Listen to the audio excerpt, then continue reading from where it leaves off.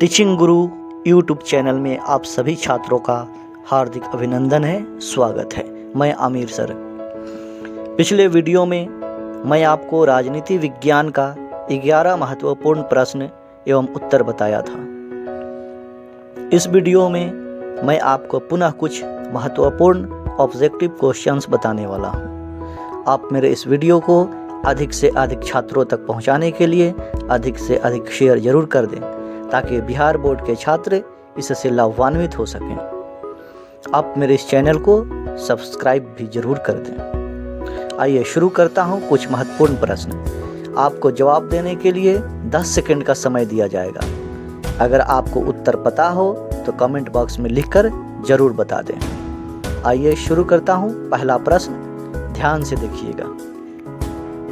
ताड़ी विरोधी आंदोलन किस प्रांत में शुरू हुआ था? ताड़ी विरोधी आंदोलन किस प्रांत में शुरू हुआ था? Option A Bihar, option B Uttar Pradesh, option C Andhra Pradesh, option D Tamil Nadu. Option ध्यान से देखिए, क्वेश्चन पढ़िए और जवाब दीजिए। देखिए क्वेश्चन ध्यान से। इसका सही आंसर होगा ऑप्शन सी आंध्र प्रदेश। अगला प्रश्न, नर्मदा घाटी परियोजना किन राज्यों से संबंधित है? नर्मदा घाटी परियोजना किन राज्यों से संबंधित है?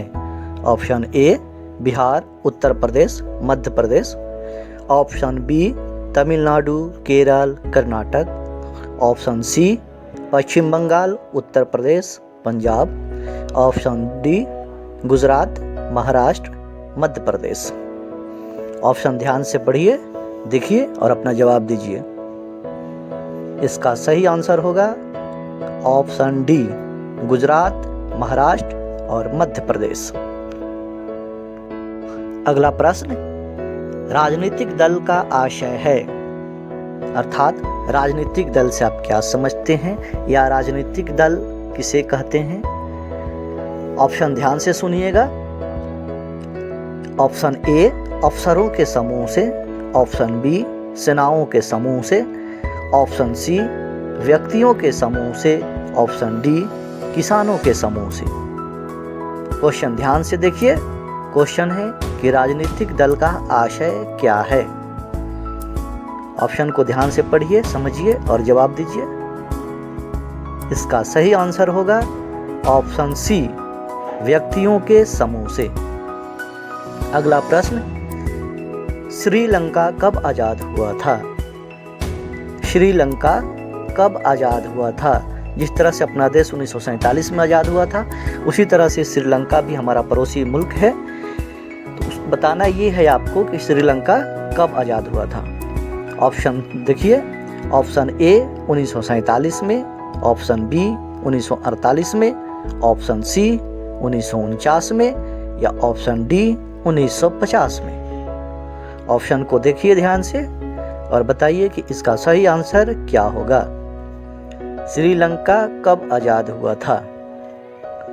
इसका सही आंसर होगा ऑप्शन बी 1948 में।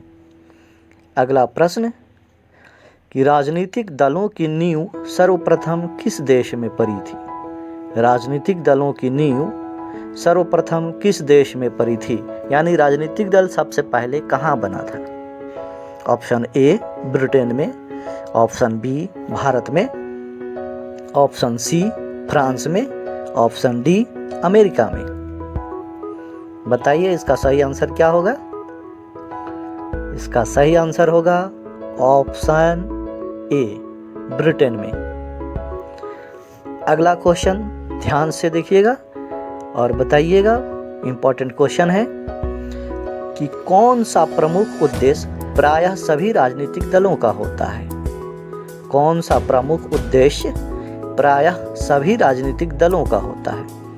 ऑप्शन ए चुनाव लड़ना, ऑप्शन बी सरकारी पदों को प्राप्त करना, ऑप्शन सी सत्ता प्राप्त करना, ऑप्शन डी इनमें से कोई नहीं। बताना ये है आपको कि जितने भी राजनीतिक दल होते हैं उनका मुख्य उद्देश्य क्या होता है, वो क्या करना चाहते हैं। चुनाव लड़ना केवल चाहते हैं, सरकारी पदों को प्राप्त करना चाहते हैं, या सत्ता प्राप्त करना चाहते हैं, या इनमें से कोई नहीं? इसका सही आंसर होगा ऑप्शन सी, सत्ता प्राप्त करना। अगला प्रश्न, इनमें से किसे लोकतंत्र का प्राण माना जाता है? इनमें से किसे लोकतंत्र का प्राण माना जाता है?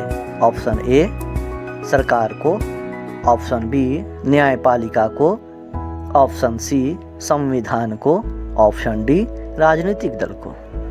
आपको बताना ये है कि इनमें से किसे लोकतंत्र का प्राण माना जाता है। ऑप्शन ध्यान से देखिए, पढ़िए, समझिए। इसका सही आंसर होगा ऑप्शन डी, राजनीतिक दल को। अगला प्रश्न ध्यान से सुनिएगा, किस देश में बहुदलीय व्यवस्था नहीं है? किस देश में बहुदलीय व्यवस्था नहीं है? बहुदलीय का अर्थ होता है दो दल से अधिक। अगर एक दल है तो एक दलीय, दो दल है तो द्विदलीय, और दो से अधिक जिस देश में दल होता है यानी राजनीतिक पार्टियां होती है उसे बहुदलीय कहते हैं। तो बताना ये है इनमें से किस देश में बहुदलीय व्यवस्था नहीं है? Option A Bharat, option B Pakistan, option C Britain, या ऑप्शन डी बांग्लादेश। ध्यान से देखिए कि किस देश में दो से अधिक पार्टियां नहीं हैं, दल नहीं है। इसका सही आंसर होगा ऑप्शन सी, ब्रिटेन में।